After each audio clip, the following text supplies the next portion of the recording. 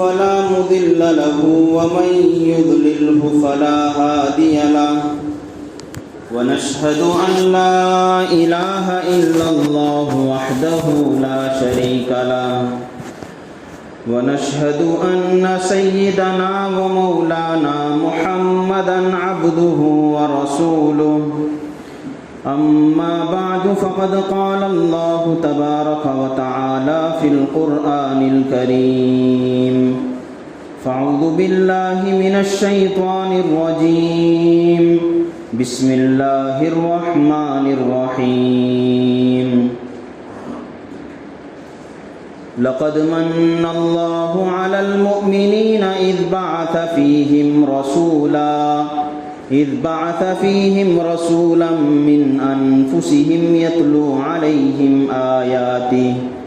ويزكيهم ويعلمهم الكتاب والحكمة وإن كانوا من قبل لفي ضلال مبين وقال تبارك وتعالى ومن يؤت الحكمة فقد أوتي خيرا كثيرا صدق الله العظيم وصدق رسوله النبي الكريم ونحن على ذلك لمن الشاهدين والشاكرين الحمد لله رب العالمين۔ بزرگان محترم، عزیز نوجوان بھائیوں، دوستوں، کئی دنوں سے ایک عنوان ہمارا چلا آ رہا ہے بعثت مقاصد کے تعلق سے، کہ رسول اللہ صلی اللہ علیہ وسلم کو اللہ تبارک و تعالیٰ نے دنیا میں وہ کیا اہم ذمہ داریاں دے کر بھیجی ہیں اور وہ کیا میجر آبجیکٹیوز ہیں رسول اللہ صلی اللہ علیہ وسلم کے، جس کے پیش نظر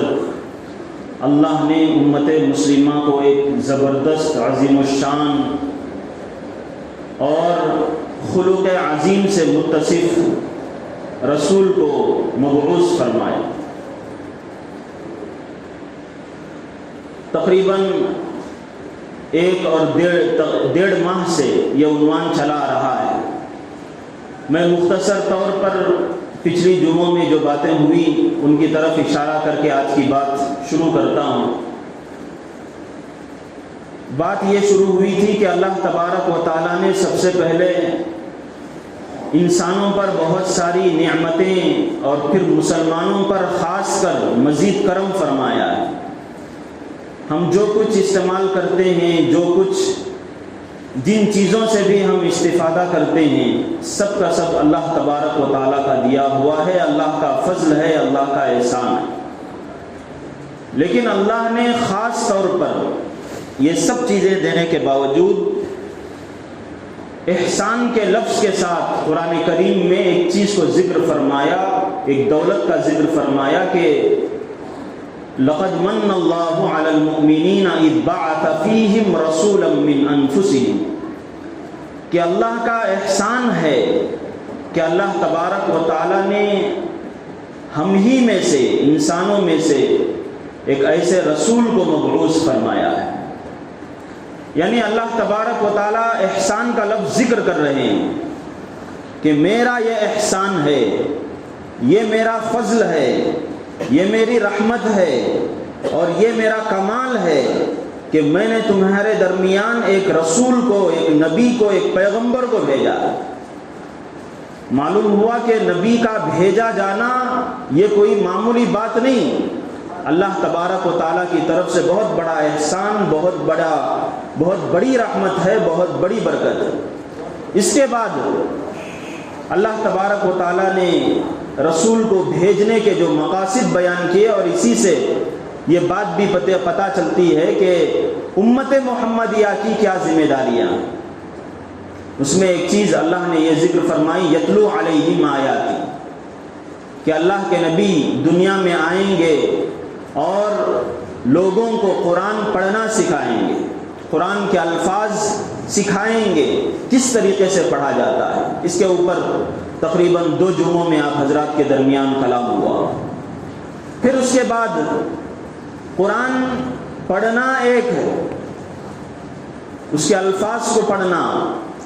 اس کے بعد نبی کا ایک دوسرا کام اور امت مسلمہ کی دوسری ذمہ داری وہ یہ ہے کہ نبی علیہ الصلاۃ والسلام قرآن سکھائیں گے اور امت مسلمہ قرآن کریم سیکھے گی، یعنی قرآن نبی سمجھائیں گے اور امت مسلمہ امت محمدیہ جیسے قرآن پڑھے گی ویسے ہی قرآن سمجھے گی بھی۔ ہم مسلمانوں پر جیسے قرآن پڑھنا ضروری فرض، اسی طرح قرآن سمجھنا بھی ضروری۔ تیسری چیز یہ بھی بات بیان فرمائی وَيُزَكِّيهِمْ، کہ نبی علیہ الصلاۃ والسلام دنیا میں جو بھیجے گئے ہیں ان کے بھیجے جانے کا مقصد یہ ہے کہ اللہ کے نبی دلوں کی صفائی کا کام کرتے ہیں، دلوں کو صاف ستھرا رکھنے کی ترغیب دلاتے ہیں۔ تو اللہ کے نبی کا کام ہے انسانوں کے دلوں کو پاک کرنا، صاف کرنا۔ کسی کے تعلق سے ہمارے دل میں کوئی برائی پیدا ہو رہی ہے تو نبی علیہ الصلاۃ والسلام اس کو پاک کرنے کی فکر کریں گے۔ اور امت مسلمہ کا یہ کام معلوم ہوا کہ امت مسلمہ کو، پوری امت کو ایک دوسرے کے تعلق سے اور اپنے دل کو خالص اللہ کے لیے رکھنا چاہیے اور ایک دوسرے کے تعلق سے اپنے دل کو صاف رکھنا چاہیے۔ 100 باتیں، 1000 باتیں ہمارے سامنے آتی رہتی ہیں، کبھی کبھار مثبت بات بھی آتی ہے، منفی بات بھی آتی ہے، پازیٹیو بات بھی آتی ہے، نیگیٹو بات بھی آتی ہے۔ ایک بات کے کئی سارے مطالب نکل سکتے ہیں، اچھا بھی مطلب نکل سکتا ہے، برا مطلب بھی نکل سکتا ہے۔ تو امت کو اللہ کے نبی علیہ الصلاۃ والسلام نے اس بات کی ترغیب دی ہے، اس بات کی ہدایت دی ہے کہ اچھائی کو لے، جہاں تک ہو سکے برائی کو دور کرے۔ یہ پچھلے کئی جمعوں سے آپ حضرات کے سامنے ان باتوں کو کھول کر بیان کیا جا رہا۔ آج اللہ کے نبی کی ذمہ داریوں میں سے ایک ذمہ داری یہ تھی کہ وَيُعَلِّمُهُمُ الْكِتَابَ وَالْحِكْمَةَ، کہ اللہ کے نبی علیہ الصلاۃ والسلام حکمت کی تعلیم دیں گے، حکمت سمجھائیں گے۔ قرآن کریم کے اندر رسول اللہ صلی اللہ علیہ وسلم کی تعلیمات میں، آپ کی احادیث میں جگہ جگہ یہ لفظ ملتا ہے، الحکمہ، حکمت۔ اللہ تبارک و تعالیٰ نے بھی ایک جگہ کہا ہے وَمَن يُؤْتَ الْحِكْمَةَ فَقَدْ أُوتِيَ خَيْرًا كَثِيرًا، جسے اللہ نے حکمت دے دی، جسے حکمت کا کمال دے دیا گیا تو سمجھو فقد اوتیہ خیرًا کثیرا، اسے بہت بڑی کامیابی عطا کر دی گئی، بہت بڑا خیر اسے دے دیا گیا۔ روایتوں کے اندر آتا ہے حضرت لقمان علیہ الصلاۃ والسلام ایک بہت بڑے اللہ والے گزرے ہیں۔ حضرت لقمان علیہ الصلاۃ والسلام کو اللہ تبارک و تعالیٰ نے اختیار دیا تھا کہ میں تم کو اختیار دیتا ہوں، ایسا اختیار کہ ایسا میں نے کبھی دوسروں کو اختیار نہیں دیا ہے۔ وہ اختیار یہ ہے کہ میں تمہیں نبوت عطا کروں یا پھر یہ کہ میں تمہیں حکمت عطا کروں۔ تو حضرت لقمان علیہ الصلاۃ والسلام نے حکمت کو چنا، نبوت کو نہیں چنا۔ میں نبی نہیں بننا، میں حکمت مجھے چاہیے۔ یہاں بہت سارے سوالات اٹھتے ہیں کہ نبی کا مقام اونچا ہے، حکمت کا مقام، جسے حکمت عطا کر دی گئی ہے اس کا مقام اونچا ہے۔ حضرت لقمان علیہ الصلاۃ والسلام نے یہ کہا کہ اگر نبی بنایا جانا ایک بہت بڑا کام ہے، میں اپنے آپ کو ویسا نہیں سمجھتا کہ میں اتنا بڑا کام اٹھا سکوں گا، لیکن مجھے حکمت عطا کر دیجیے۔ اللہ نے اس کا بھی ذکر فرمایا ہے وَلَقَدْ آتَيْنَا لُقْمَانَ الْحِكْمَةَ، ہم نے حضرت لقمان علیہ الصلاۃ والسلام کو حکمت عطا فرمائی۔ تو قرآن میں اور حدیثوں کے اندر جگہ جگہ اللہ تبارک و تعالیٰ نے حکمت کا لفظ استعمال فرمایا ہے۔ اور رسول اللہ صلی اللہ علیہ وسلم کو دنیا میں بھیجے جانے کے مقاصد میں بھی اللہ تبارک و تعالیٰ نے اس لفظ کا ذکر فرمایا ہے الحکمہ، کہ اللہ کے نبی علیہ الصلاۃ والسلام قرآن کی تعلیم دیں گے، اسی طرح حکمت کی بھی تعلیم دیں گے۔ اب ہمیں سمجھنا یہ ہے کہ یہ حکمت کیا چیز ہے، جو اللہ تبارک و تعالیٰ نے بار بار اس کا ذکر فرمایا ہے۔ حکمت کو سمجھنے کے لیے مختلف مفسرین نے، صحابہ نے اس کے کئی سارے مطالب بیان کیے ہیں کہ یہ حکمت کا مطلب کیا ہے۔ بعض مفسرین نے یہ بات لکھی ہے کہ حکمت کے معنی ہیں قرآن کریم کی گہرائی۔ ایک تو ہے موٹا موٹا سمجھ لینا قرآن کریم کے احکام کیا ہیں، اللہ تبارک و تعالیٰ نے یہ حکم دیا ہے تو اس کا منشا کیا ہے، لیکن اس کی گہرائی میں اتر کر قرآن کریم کے علوم میں غوطہ لگا کر اس کی گہرائی میں جا کر اللہ تبارک و تعالیٰ کے اصل منشے کو سامنے رکھ کر اس سے فائدہ اٹھانا اور اس کے مطابق اپنی زندگی کو گزارنا، یہ حکمت ہے۔ بعض مفسرین نے یہ بات کہی ہے کہ حکمت کا مطلب ہے علم، جس کی روشنی میں اللہ تبارک و تعالیٰ نے انسان کو حق اور باطل کے درمیان فیصلہ کرنے کی طاقت عطا فرمائی ہے۔ اور بعض لوگوں نے یہ ارشاد فرمایا کہ حکمت کے معنی ہیں دین کی سمجھ، تفقہ فی الدین جسے کہا جاتا ہے۔ اور یہ اس لیے بھی کہے ہیں کہ اللہ تبارک و تعالیٰ نے قرآن کریم میں یہ بات ارشاد فرمائی وَمَن يُؤْتَ الْحِكْمَةَ فَقَدْ أُوتِيَ خَيْرًا كَثِيرًا، جسے حکمت دے دی گئی اسے بہت بڑا خیر دے دیا گیا۔ یہی بات قریب رسول اللہ صلی اللہ علیہ وسلم نے ارشاد فرمائی ہے کہ من یرد اللہ بہ خیرا یفقہہ فی الدین، کہ اللہ تبارک و تعالیٰ کسی کے ساتھ بھلائی کا ارادہ کرنا چاہے، کسی کو اللہ تبارک و تعالیٰ خیر دینا چاہے، خیر سے متصف کرنا چاہے، یفقہہ فی الدین، اللہ تبارک و تعالیٰ اسے دین کی زبردست سمجھ عطا کرتے ہیں، دین کی گہرائی عطا کرتے ہیں۔ تو معلوم یہ ہوا کہ حکمت کے معنی آتے ہیں دین کی گہرائی، لیکن ہم لوگ علمی سطح سے اتنے نیچے آ چکے ہیں کہ دین کی گہرائی بھی ہمیں سمجھانے کی ضرورت پڑتی ہے۔ دین کی گہرائی کسے کہتے ہیں؟ دین کی گہرائی کہتے ہیں اللہ تبارک و تعالیٰ نے جو دین ہمیں عطا فرمایا ہے، جو قرآن اللہ تبارک و تعالیٰ نے ہمیں عطا فرمایا ہے، رسول اللہ صلی اللہ علیہ وسلم نے جو سنتیں ہمیں عطا فرمائی ہیں، ان چیزوں کو جان کر، سب سے پہلے نمبر پر ان چیزوں کو جان کر، ان کی خوبیوں کو دیکھ کر، ہر سنت کے اندر، اللہ کے نبی علیہ الصلاۃ والسلام کی ہر ہدایت کے اندر، ہر تعلیم کے اندر بہت سارا خیر رکھا ہوا ہے، بہت سارے کمالات، بہت ساری خوبیاں رکھی گئی ہیں۔ تو ان کمالات کو سامنے رکھ کر، ان خوبیوں کو سامنے رکھ کر آدمی ان کے اوپر عمل کرتا رہے اور اس کا دل بھی اس کے اوپر مطمئن ہو، تو اسے دین کے اوپر عمل کرنے میں جو مٹھاس پیدا ہوتی ہے اس کے دل کے اندر، اور جو مزہ آتا ہے اسے ایک ایک کام دین کے کرنے میں بھی، اس کو کہتے ہیں حکمت۔ اس کو دوبارہ میں کہتا ہوں کہ اللہ کے نبی علیہ الصلاۃ والسلام نے جو تعلیمات ہمارے سامنے بیان کی ہیں، جو سنت ہمارے سامنے بیان کی ہے، زندگی گزارنے کا طریقہ جو ہمیں بیان فرمایا ہے ہمارے سامنے، آرٹ آف لیونگ، زندگی گزارنے کا ایک ہنر جو رسول اللہ صلی اللہ علیہ وسلم نے سکھایا ہے، اس کو جاننا اور اس کی خوبیوں پر نظر کرنا کہ ایک ایک حکم کے اندر کیا کیا خوبیاں رکھی گئی ہیں، ایک ایک سنت کے اندر کیا کیا کمال رکھا گیا ہے، ان کو جان کر اس کے اوپر عمل کرنا،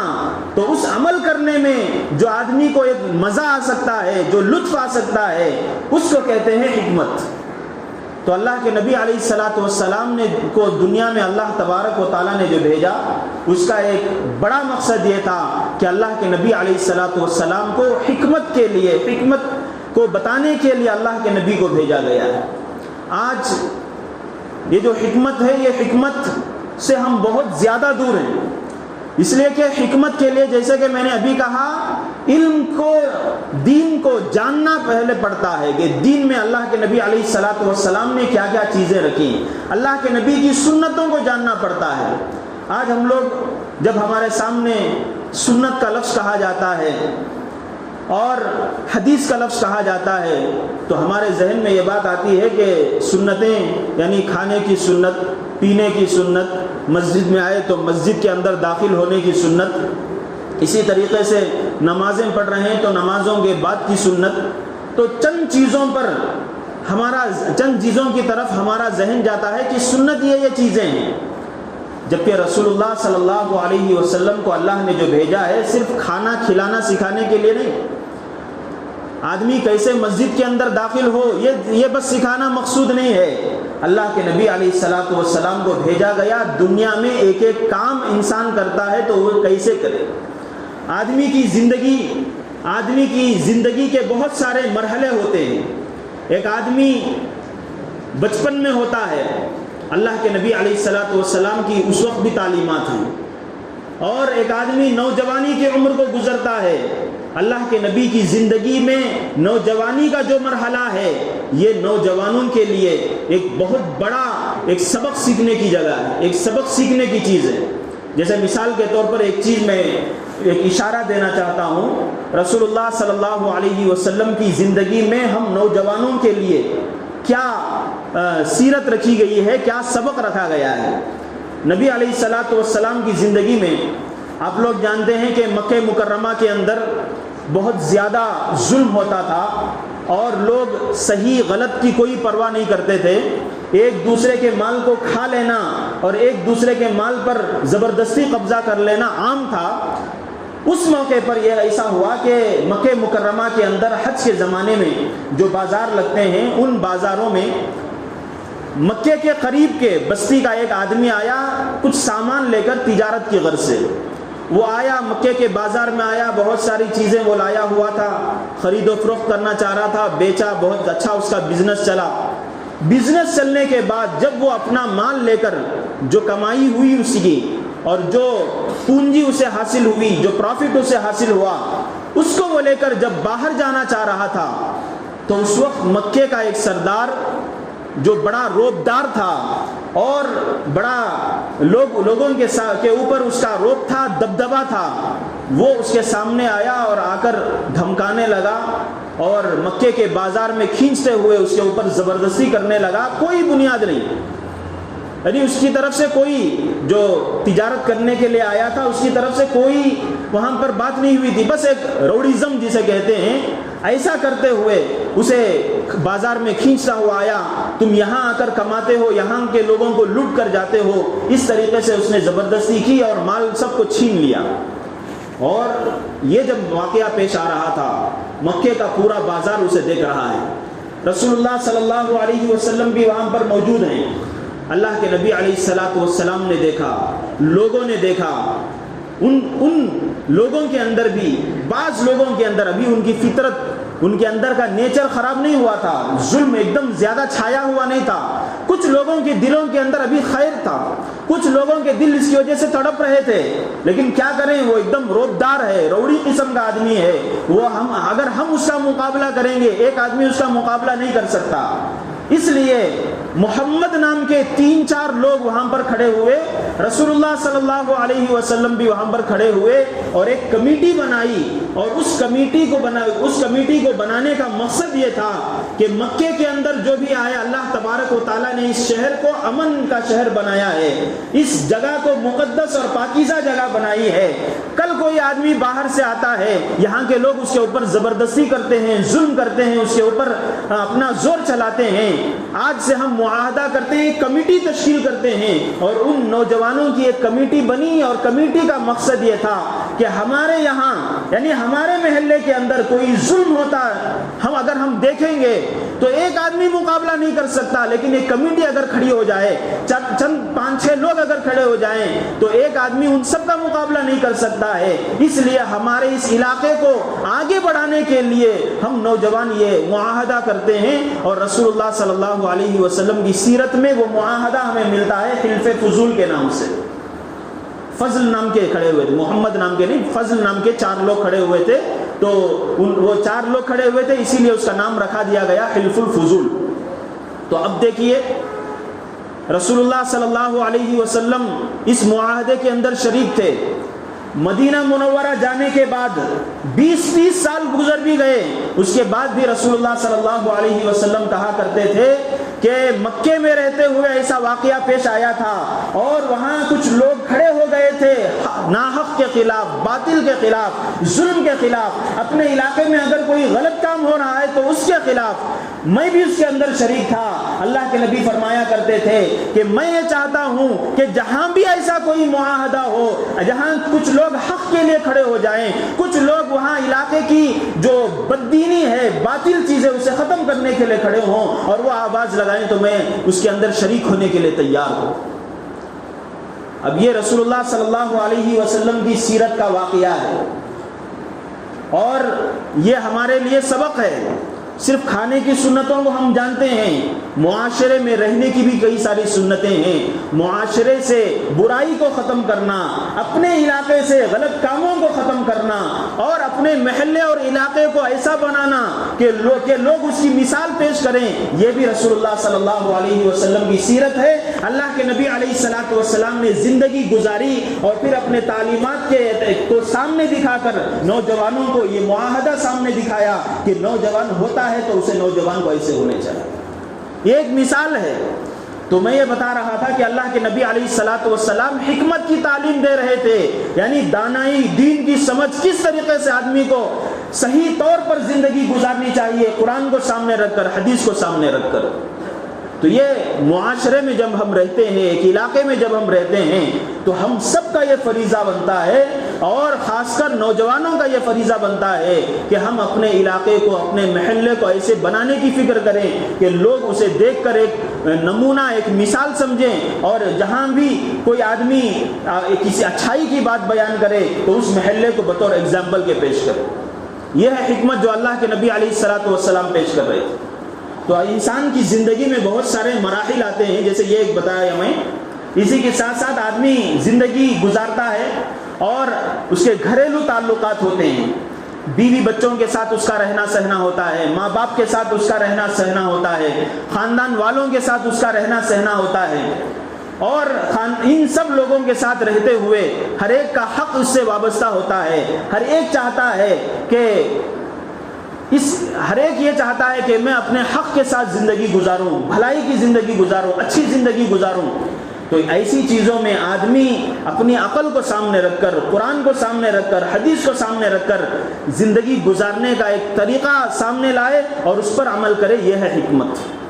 تو یہ اللہ کے نبی علیہ الصلوۃ والسلام کی زندگی کے بہت سارے مراحل ہیں، بہت ساری سیرت کی کتابوں کے اندر وہ چیزیں موجود ہیں۔ تو میں ایک مثال یہ دینا چاہ رہا تھا کہ زندگی گزارنے کا صحیح طریقہ کیا ہے، عقل کو کام میں لا کر، قرآن کو سامنے رکھ کر، حدیث کو سامنے رکھ کر، رسول اللہ صلی اللہ علیہ وسلم کی سیرت کو سامنے رکھ کر جب زندگی بسر کی جاتی ہے تو اس کو کہتے ہیں حکمت کے ساتھ زندگی گزارنا، حکمت کے ساتھ زندگی بسر کرنا۔ تو اللہ کے نبی کو جو بھیجا گیا اس چیز کے لیے بھی بھیجا گیا ہے۔ اب یہ اللہ کے نبی علیہ الصلوۃ والسلام کی سیرت کو سامنے رکھ کر ایک ایک پہلو میں اور ایک ایک جگہ میں اور اللہ کے نبی کے ایک ایک حدیث کے اندر جو کچھ ہمیں روشنی ملتی ہے اس کو اگر بیان کیا جائے تو پتہ نہیں کتنے سال لگیں گے، لیکن اس کے لیے آسان سا طریقہ یہ ہے کہ ہر آدمی خود رسول اللہ صلی اللہ علیہ وسلم کی سیرت کو پڑھنے کی کوشش کرے۔ آج ہمارے لیے بہت سارا وقت رہتا ہے، اگر آدمی اپنی زندگی کا ٹائم ٹیبل بنائے اور خاص کر اس وقت ہمارے گھروں کے اندر اگر ہم دیکھتے ہیں تو بہت سارے پڑھے لکھے نوجوان بھی ہیں، پڑھے لکھے ہمارے گھر میں نوجوان لڑکیاں بھی ہیں اور پڑھنے کا اچھا خاصا ماحول بھی ہے اور الحمدللہ اسلام کی تعلیمات، رسول اللہ صلی اللہ علیہ وسلم کی سیرت بھی ایسی عام ہو چکی ہے کہ اس کو پڑھنے کے لیے، اس کو جاننے کے لیے آپ کو اردو جاننا کوئی ضروری نہیں ہے۔ آج اردو جاننے کے بھی بہت سارے فائدے ہیں۔ اردو کے ساتھ ساتھ اگر آپ انگریزی زبان میں رسول اللہ صلی اللہ علیہ وسلم کی سیرت کو پڑھیں،